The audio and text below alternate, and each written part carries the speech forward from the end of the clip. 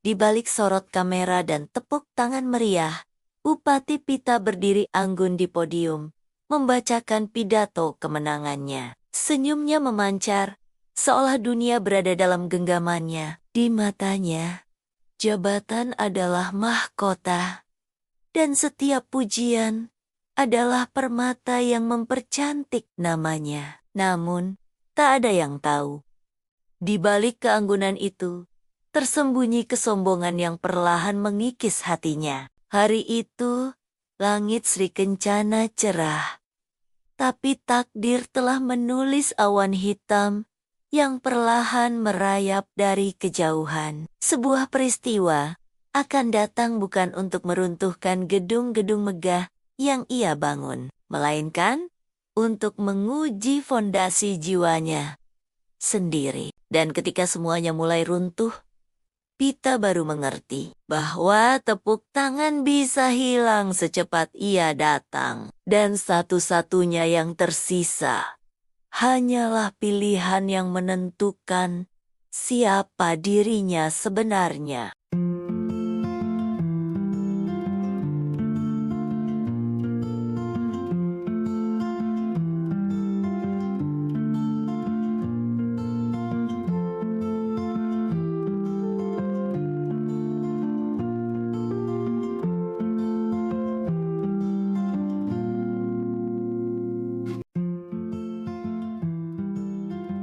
Pagi itu, langit di Kabupaten Sri Kencana begitu cerah. Udara sejuk menyapa setiap sudut kota, dan aroma bunga melati dari taman pusat kota membuat siapapun yang melintas merasa tenang. Di balai kota, karpet merah sudah digelar, menyambut kedatangan seorang wanita yang selalu menjadi pusat perhatian.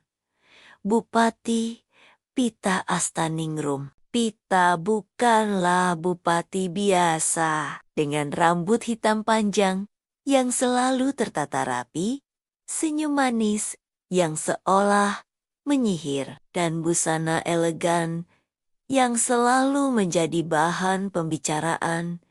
Ia tampak seperti tokoh dari layar kaca. Warga yang bertemu dengannya seringkali terpesona oleh tutur kata halusnya. Namun, di balik senyum itu tersimpan keyakinan kuat bahwa semua keberhasilan di Kabupaten Sri Kencana adalah hasil kerja kerasnya sendiri. Tanpa aku, kabupaten ini tak akan semaju sekarang.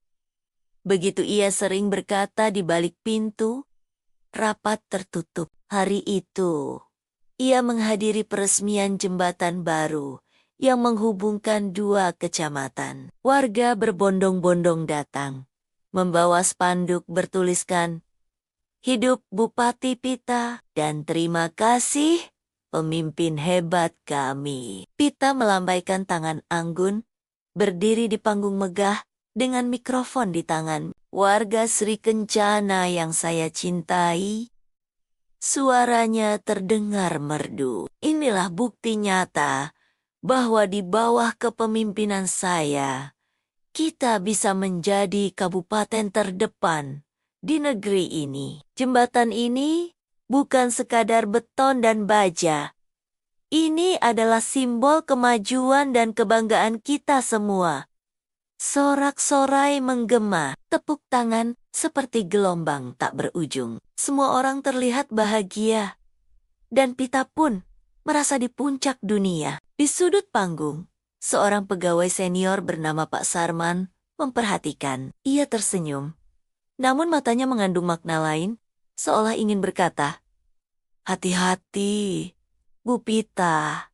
Puncak adalah tempat yang indah, tapi juga tempat yang rentan." Sore harinya, di ruang kerjanya yang luas dengan dinding penuh piagam penghargaan, Pita duduk sambil menandatangani berkas. Dari jendela, ia melihat taman kota yang ramai, pasar tradisional yang makmur, dan jalanan yang mulus. Semua terlihat sempurna.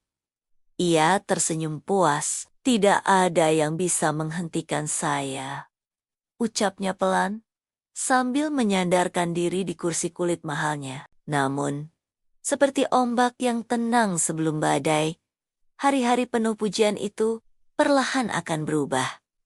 Pita belum tahu bahwa roda kehidupan selalu berputar, dan puncak hanyalah awal dari sebuah ujian. Pagi di rumah dinas Bupati selalu dimulai dengan keharuman kopi Arabica yang baru diseduh. Di halaman depan, taman bunga berwarna-warni tertata seperti istana dalam dongeng. Burung merpati berterbangan, dan kolam ikan koi memantulkan sinar matahari. Bupati Pita Astaningrum duduk di teras, mengenakan gaun santai berwarna pastel, sambil membaca koran yang memuat fotonya di halaman depan dengan judul besar, Bupati Pita, Inspirasi Kepemimpinan Masa Kini. Tak jauh dari sana, asistennya, Nita, membawa tumpukan undangan acara resmi. Bu, minggu ini jadwal ibu padat sekali. Ada pembukaan pusat perbelanjaan festival kuliner dan pertemuan dengan pengusaha dari luar negeri. Pita menatap undangan itu dengan senyum tipis. Bagus. Pastikan semua media meliput. Masyarakat harus tahu betapa kita terus bekerja keras. Walau kata-katanya terdengar sederhana, nada suaranya menyiratkan sesuatu. Ia ingin semua keberhasilan itu terlihat sebagai hasil tangan tunggalnya. Beberapa staf sering membicarakannya diam-diam. Bu Pita memang pintar, tapi belakangan ini kok rasanya semua harus sesuai kemauannya. Bisik salah satu staf muda saat jam istirahat. Malam harinya, Pita menghadiri gala dinner di Hotel Bintang 5. Lampu kristal berkilauan, musik lembut mengalun, dan para tamu penting dari berbagai daerah memujinya tanpa henti. Bupati paling visioner, ujar seorang pengusaha. Keberhasilan Sri Kencana adalah bukti ibu pemimpin luar biasa. Sambung yang lain. Pita menerima semua pujian itu seperti seorang ratu menerima persembahan. Dalam hati, ia semakin yakin bahwa dirinya tak tergantikan. Di balkon hotel, ia berdiri menatap kota dari ketinggian. Lampu-lampu kota berkelip seperti bintang di bumi. Aku yang membuat semua ini bersinar, bisiknya, sambil mengangkat gelas anggurnya. Namun, di balik semua kemegahan itu, ada hal-hal yang luput dari perhatiannya. Jalan di desa terpencil yang belum diperbaiki, laporan warga yang tertunda berbulan-bulan, dan bisik-bisik ketidakpuasan yang mulai terdengar di pasar. Pita tidak menganggap itu penting. Baginya, pujian dan citra di mata publik jauh lebih utama daripada keluhan kecil yang datang dari sudut-sudut kabupaten. Malam semakin larut, dan Pita kembali ke rumah dinasnya dengan hati penuh rasa percaya diri. Ia merasa hidupnya sempurna, tapi seperti langit yang tampak cerah sebelum hujan turun, tanda-tanda perubahan sudah mulai berkumpul di Cakrawala. Hari itu seharusnya menjadi hari yang membanggakan. Proyek pembangunan pusat industri di Kecamatan Pandansari yang Pita sebut sebagai lompatan besar ekonomi Sri Kencana dijadwalkan memulai tahap konstruksi. Semua media lokal sudah diundang. Spanduk besar terpasang, dan panggung peresmian telah berdiri megah. Namun, pagi-pagi sekali, telepon dari Kepala Dinas Pekerjaan Umum membuat Pita terkejut. Bu, mohon maaf, kami baru mendapat kabar bahwa kontraktor utama menghentikan pekerjaan. Mereka mengaku belum menerima pembayaran penuh, dan ada dokumen perizinan yang belum lengkap. Pita mengernyit. Apa? Bukankah semua sudah saya tanda tangani bulan lalu? Sebenarnya, Bu, ada beberapa persyaratan yang belum terpenuhi. Dan sepertinya Pihak media sudah tahu. Kabar itu seperti awan gelap yang menutupi matahari. Di luar, wartawan mulai berdatangan, membawa kamera dan mikrofon. Beberapa bahkan sudah menulis berita di portal online. Proyek besar Bupati Pita terancam gagal di hari peresmian. Pita berdiri di ruang kerjanya, mencoba tetap tenang. Ia memanggil Nita, asistennya. Nita, atur agar semua wartawan menunggu. Bilang saja ada penundaan teknis. Dan pastikan mereka tidak mewawancarai kontraktor itu. Nita mengangguk cepat, tapi wajahnya cemas. Siang harinya, meski acara resmi dibatalkan, beberapa warga tetap datang. Ada yang bertanya-tanya, ada yang kecewa. Seorang ibu paruh baya berkata lirih, "Padahal kami berharap proyek ini bisa membawa pekerjaan untuk anak-anak kami." Pita hanya tersenyum tipis dan menjawab, "Sabar, Bu. Semua akan berjalan sesuai rencana." Namun, di dalam hati, ia mulai merasakan kegelisahan yang belum pernah muncul sebelumnya. Retakan kecil dalam reputasinya mulai terlihat, dan ia tahu jika dibiarkan, retakan itu bisa membesar. Malam itu, berita tentang proyek yang mangkrak menjadi topik utama di televisi lokal. Seorang analis bahkan berkata, kasus ini menunjukkan bahwa manajemen pemerintahan Kabupaten Sri Kencana tidak sebaik yang terlihat. Pita menonton tayangan itu dengan wajah tegang, namun mencoba menenangkan diri. Ini hanya badai kecil. Aku bisa mengatasinya. Tapi ia belum tahu. Badai ini hanyalah awal dari gelombang yang jauh lebih besar. 3 hari setelah batalnya peresmian pusat industri, suasana di Kabupaten Sri Kencana berubah drastis. Jika sebelumnya wajah Pita menghiasi halaman depan koran dengan pujian, kini berita yang muncul jauh berbeda. Proyek mangkrak, rakyat kecewa, janji Bupati Pita dipertanyakan. Bahkan, salah satu stasiun televisi nasional menayangkan segmen khusus berjudul Kemegahan yang Runtuh. Di rumah dinas, Pita berjalan mondar-mandir di ruang tamu yang luas. Telepon dari wartawan datang bertubi-tubi. Namun ia menginstruksikan staf untuk menjawab dengan kalimat yang sama. Bupati sedang fokus menyelesaikan masalah ini. Mohon bersabar. Malam itu, ia menghadiri rapat tertutup dengan para kepala dinas. Di meja panjang dengan lampu temaram, suasana terasa tegang. "Bu, kita tidak bisa terus menunda," kata Kepala Dinas Keuangan. "Jika dana tidak cair minggu ini, kontraktor akan benar-benar mundur. Dan kalau itu terjadi, kita harus mulai proses lelang dari awal." Pita mengetuk-ngetukkan jarinya di meja. Tidak ada mundur. Proyek ini harus jalan, apapun caranya. Namun, nada bicaranya lebih terdengar seperti perintah untuk dirinya sendiri daripada untuk orang lain. Di luar gedung pemerintahan, sekelompok warga berkumpul membawa spanduk. Mereka tidak berteriak atau marah, tapi tatapan mereka saat melihat ke arah gedung seolah berkata banyak hal. "Katanya pusat industri akan buka bulan ini," bisik seorang bapak pada temannya. Ternyata sama saja. Media sosial pun tidak kalah riuh. Foto-foto lokasi proyek yang terbengkalai menyebar, disertai komentar pedas. Meski tidak ada kata kasar, sindiran-sindiran tajam muncul.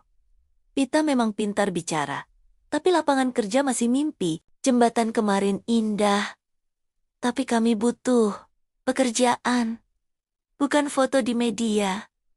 Pita mencoba mengabaikan semuanya. Ia meyakinkan dirinya bahwa ini hanya ujian kecil. Tetapi malam itu, ketika ia berdiri di balkon rumah dinas, menatap kota yang biasanya membuatnya bangga, perasaan itu berbeda. Lampu-lampu kota terlihat redup, seolah menyimpan rahasia yang belum siap ia dengar. Di dalam hatinya, muncul pertanyaan yang belum pernah ada sebelumnya.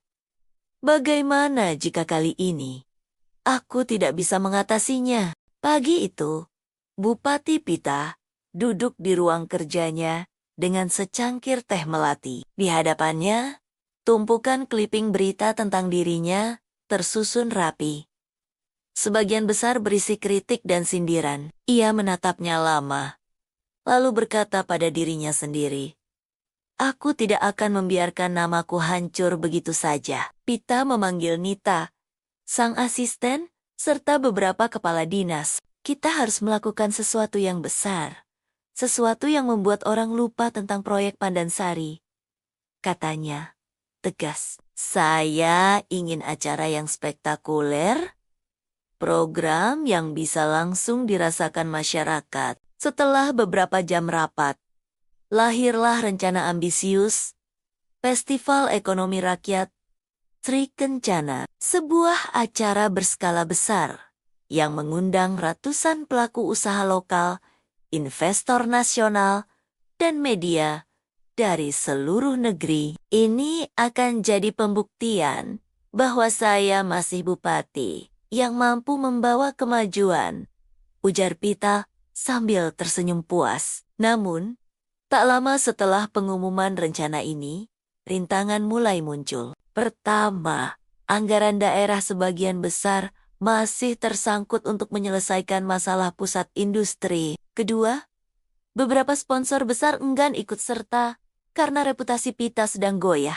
Ketiga, oposisi politik di DPRD mulai mempertanyakan urgensi acara tersebut di tengah masalah yang belum selesai. Dalam rapat anggaran, seorang anggota DPRD berkata dengan nada halus, namun menusuk, "Bu Bupati, rakyat sedang menunggu solusi nyata untuk pekerjaan mereka, bukan pesta besar." Pita berusaha tetap tenang, tetapi tatapannya mulai mengeras. Justru festival ini akan membuka peluang kerja baru. Kita harus berpikir ke depan. Namun, di sudut ruangan, Pak Sarman, pegawai senior yang diam sejak awal, hanya menghela napas pelan. Ia tahu Pita sedang berusaha melompat terlalu jauh, sementara pijakannya belum stabil. Sore itu, ketika Pita berjalan keluar dari gedung pemerintahan,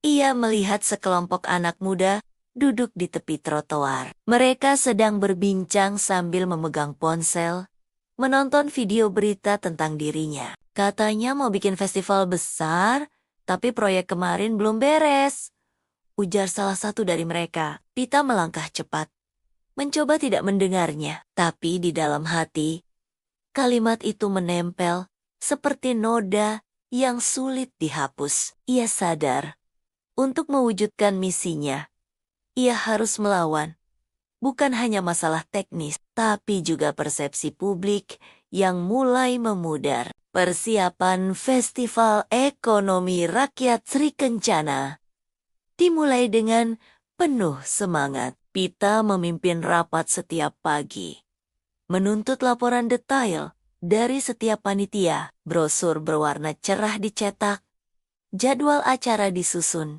dan undangan resmi dikirim ke seluruh penjuru negeri. Namun, masalah muncul satu persatu, seperti hujan yang tak kunjung reda. Vendor utama untuk dekorasi panggung tiba-tiba membatalkan kontrak karena pembayaran uang muka tertunda. Salah satu pengisi acara terkenal juga membatalkan kedatangannya setelah melihat pemberitaan negatif tentang kabupaten tersebut. Yang paling menyakitkan, beberapa sponsor besar yang sebelumnya tertarik kini secara halus mengundurkan diri. Di ruang rapat, Nita menunjukkan daftar terbaru sponsor. Bu, dari 10 sponsor, tinggal 4 yang mau lanjut. Pita mengetuk meja dengan pelan, mencoba menyembunyikan rasa frustrasinya. Kalau mereka mundur, cari yang baru. Kita tidak punya pilihan untuk berhenti. Tapi, mencari sponsor baru bukan perkara mudah. Banyak perusahaan takut terlibat karena takut reputasinya tercoreng. Bahkan, beberapa mengajukan syarat yang terasa seperti ujian kesabaran bagi Pita, seorang direktur perusahaan berkata dalam sebuah pertemuan. Kami mau mendukung, Bu, tapi dengan catatan. Festival ini harus fokus pada pelaku usaha kecil, bukan acara seremonial semata. Pita merasa seperti dipaksa menurunkan gengsi acaranya. Ia sempat ragu, namun akhirnya mengangguk. Meski dalam hati, ia masih ingin festival itu terlihat megah di mata publik. Di tengah semua itu, masalah pusat industri Pandansari kembali muncul. Kontraktor mengirimkan surat resmi yang menuntut pembayaran segera, atau mereka akan memutus kontrak sepenuhnya. Pita kini berada di posisi sulit. Fokus ke festival atau menyelesaikan proyek lama. Ia memilih memprioritaskan festival, berharap jika acara itu sukses, semua kritik akan mereda. Namun, keputusan itu membuat beberapa staf kunci mulai kehilangan kepercayaan padanya. Malam itu, Pita duduk di meja kerjanya yang penuh berkas. Di luar, hujan turun deras, mengetuk-ngetuk jendela seperti suara hati yang gelisah. Ia menatap kalender, hanya 3 minggu tersisa sebelum festival. Tidak ada kata gagal, gumamnya pelan. Tapi jauh di lubuk hati, ia mulai merasakan tekanan yang membuat langkahnya goyah. H10 sebelum Festival Ekonomi Rakyat Sri Kencana, Pita berdiri di lapangan utama yang akan menjadi lokasi acara. Tanahnya becek karena hujan semalam, panggung setengah jadi, dan tenda-tenda belum terpasang. Ia berusaha membayangkan keramaian dan tepuk tangan, tetapi yang terlihat hanya kekacauan. Kita butuh tambahan tenaga kerja, Bu, lapor seorang panitia. Kalau tidak, panggung tidak akan selesai tepat waktu. Tambahkan saja, jawab Pita cepat. Masalahnya, dananya belum ada. Sambung panitia itu pelan. Kalimat itu menusuk Pita, seperti hawa dingin yang tiba-tiba menerpa. Dana sponsor yang sedikit hanya cukup untuk setengah persiapan. Sementara itu, surat dari kontraktor pusat industri Pandansari kembali datang kali ini dengan nada tegas. Pembayaran harus dilakukan dalam 7 hari, atau proyek dibongkar total. Di tengah kebingungan itu, media mulai mengendus masalah festival. Sebuah berita online menulis, Festival Ekonomi Rakyat terancam batal. Dana tersendat, komentar publik pun bermunculan. Sebagian penuh kecewa, sebagian lagi sinis. Kalau ini batal, berarti 2 proyek besar gagal di bawah kepemimpinannya, tulis seseorang di media sosial. Pita mulai merasa terjebak. Ia duduk di kursi rumah dinasnya malam itu, menatap tumpukan berkas. 2 opsi terhampar di depan matanya. Mengalihkan dana festival untuk menyelamatkan proyek pusat industri, fokus menyelesaikan festival, dan membiarkan proyek Pandansari benar-benar mati. Kedua pilihan sama-sama berisiko besar. Jika menyelamatkan proyek, festival akan hancur dan citranya di mata publik yang sudah menunggu acara itu akan runtuh. Tapi jika fokus ke festival, Pandansari akan menjadi bukti kegagalan yang permanen. Nita masuk membawa teh hangat. Bu, besok ada undangan wawancara dari stasiun TV nasional. Mereka ingin bicara tentang proyek Pandansari dan festival. Pita teh jiao. Ia tahu wawancara itu bisa jadi momen pembuktian. Atau justru akhir dari segalanya. Malam semakin larut dan Pita berdiri di balkon menatap langit yang gelap. Untuk pertama kalinya dalam hidupnya, ia tidak yakin jalan mana yang harus dipilih. Pagi itu, udara Kabupaten Sri Kencana terasa berat. Langit mendung, seolah ikut menahan napas, menunggu apa yang akan terjadi. Di meja kerjanya, Bupati Pita duduk sendiri, memandangi dua map besar di depannya. Satu berlabel Festival Ekonomi Rakyat, satu lagi proyek Pandansari. Kedua map itu bagaikan dua jalur hidup. Memilih satu berarti mengorbankan yang lain. Pita memanggil rapat kecil dengan Nita dan beberapa staf terdekat. Kita harus memutuskan hari ini, katanya. Kita tidak punya waktu lagi. Nita, dengan suara hati-hati, berkata, Bu, saya tahu festival penting. Tapi Pandansari adalah janji ibu kepada rakyat. Kalau itu gagal, dampaknya akan terasa bertahun-tahun. Salah satu kepala dinas menimpali. Tapi kalau festival batal, kita akan terlihat lemah di mata publik nasional. Semua media sudah menunggu liputannya. Perdebatan berlangsung panas. Tapi pada akhirnya, semua mata tertuju pada Pita. Tidak ada yang bisa memutuskan selain dirinya. Ia menutup mata sejenak, mengingat momen saat pertama kali menjadi bupati, saat ia bersumpah akan membawa Sri Kencana maju. Lalu, ia mengingat sorot mata warga yang kecewa beberapa minggu terakhir. Sorot mata yang terus menghantuinya. Siang itu, ia mengambil keputusan yang selama ini ia takuti.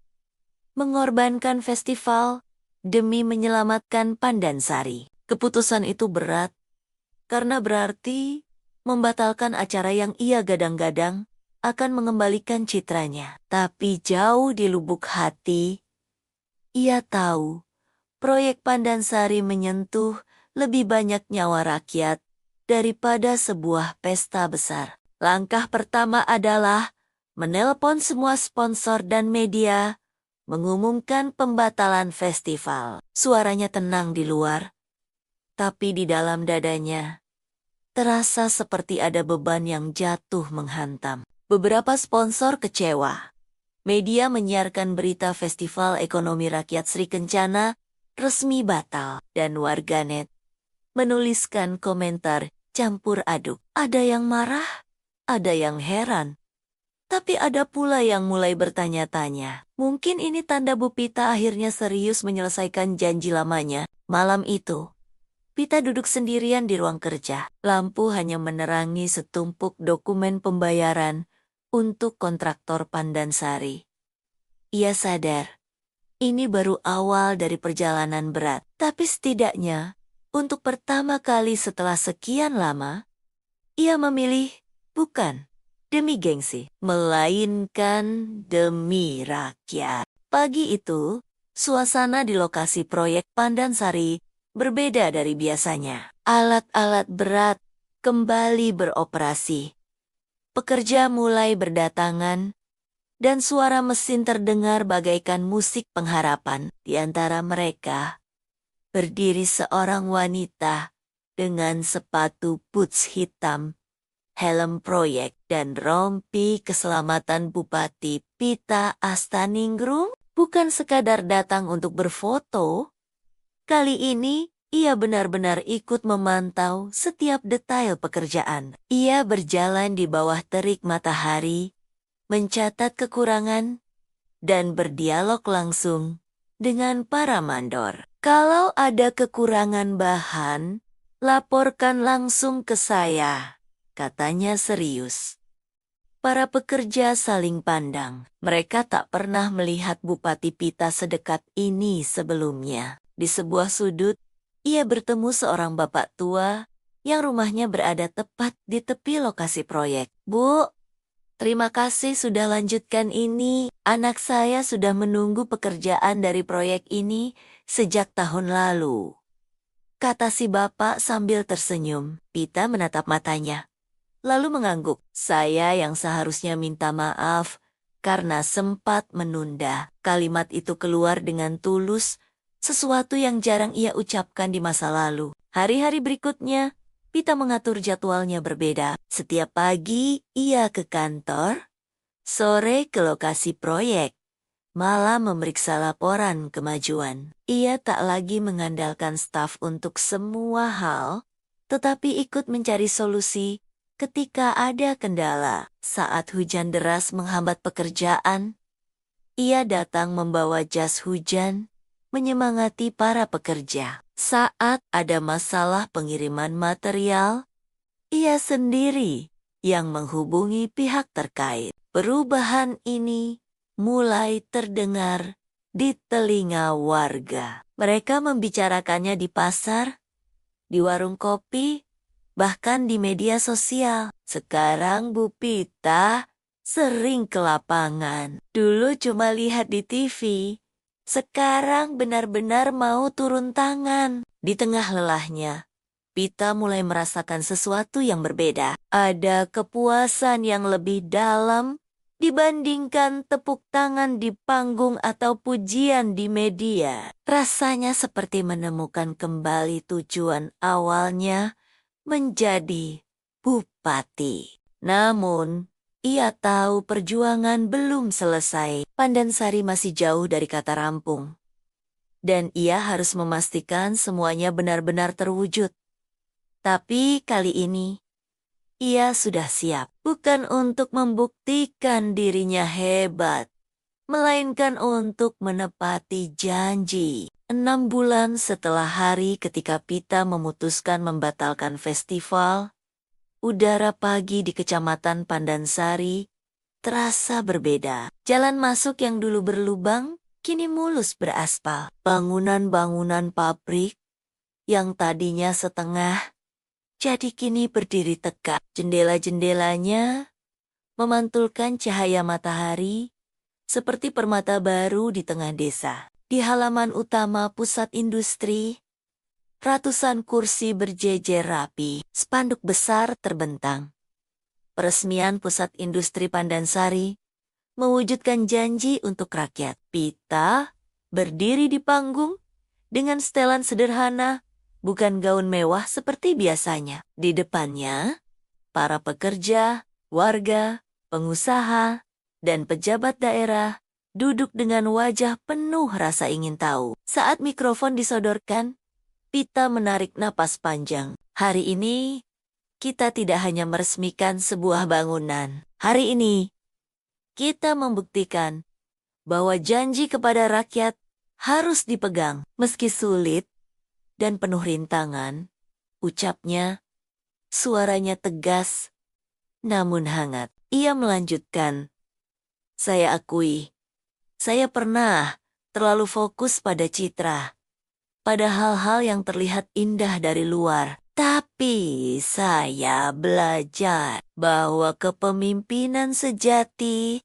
adalah hadir saat rakyat membutuhkan, bukan hanya saat panggung dipenuhi cahaya. Tepuk tangan bergema. Beberapa warga bahkan berdiri memberikan penghormatan di antara kerumunan. Pita melihat Pak Sarman, pegawai senior yang dulu sering memperingatkannya, tersenyum kecil sambil mengangguk. Setelah acara resmi, Pita berjalan menyusuri kompleks industri, berbincang dengan pekerja yang baru direkrut. Ada yang mengucapkan terima kasih, ada yang memperkenalkan keluarga mereka. Pita mendengarkan semua cerita dengan penuh perhatian, tanpa terburu-buru. Di sore hari, ia duduk di kursi taman yang menghadap bangunan industri. Angin membawa aroma tanah basah dan suara mesin yang baru mulai beroperasi. Untuk pertama kalinya dalam waktu lama, Pita merasa damai. Ia tahu ini bukan akhir perjalanan, tapi awal yang baru perjalanan sebagai pemimpin yang benar-benar mengerti arti melayani. Musim hujan telah berganti menjadi musim kemarau. Kabupaten Sri Kencana kembali ramai dengan aktivitas pasar-pasar penuh pembeli, jalanan lancar, dan pusat industri Pandansari mulai mengirim produk ke berbagai kota. Bupati Pita duduk di teras rumah dinasnya suatu sore, menatap langit oranye keemasan. Di pangkuannya ada buku catatan kecil, bukan berisi agenda acara atau daftar sponsor, melainkan catatan pribadi yang ia tulis sendiri. Di halaman pertama tertulis, kekuasaan adalah ujian. Tanpa kerendahan hati, ia bisa menghancurkan kita. Ia teringat masa-masa ketika hidupnya hanya berputar pada pujian dan pencitraan. Saat itu, ia merasa di puncak, namun sebenarnya berada di tepi jurang. Sorot lampu dan tepuk tangan membuatnya lupa bahwa rakyat tidak hanya butuh pertunjukan, tapi juga tindakan nyata. Perjalanan menyelamatkan Pandansari mengajarkannya banyak hal, bahwa mendengar keluhan rakyat sama pentingnya dengan memberikan pidato, bahwa keputusan yang sulit seringkali adalah yang paling benar, dan bahwa harga diri seorang pemimpin terletak pada kesetiaannya kepada janji, bukan pada jumlah pemberitaan positif di media. Sore itu, Nita datang membawa beberapa berkas. Bu, ada undangan dari televisi nasional. Mereka ingin ibu menjadi narasumber untuk acara tentang kepemimpinan. Pita tersenyum tipis. Kita terima. Tapi kali ini, aku ingin bicara bukan tentang keberhasilan, melainkan tentang kesalahan yang pernah kulakukan dan bagaimana aku belajar darinya. Nita terdiam sejenak, lalu tersenyum. Itu akan jadi wawancara yang berbeda, Bu. Di kejauhan, matahari mulai tenggelam, meninggalkan sinar lembut di cakrawala. Pita menutup buku catatannya dan berdiri. Kini, ia tidak lagi berjalan sebagai bupati yang haus tepuk tangan, melainkan sebagai pemimpin yang tahu bahwa pelayanan adalah inti dari semua jabatan. Dan di hatinya, ia berbisik pada diri sendiri. Karma memang pernah menghampiriku, tapi kali ini aku yang memilih untuk belajar darinya, bukan lari darinya.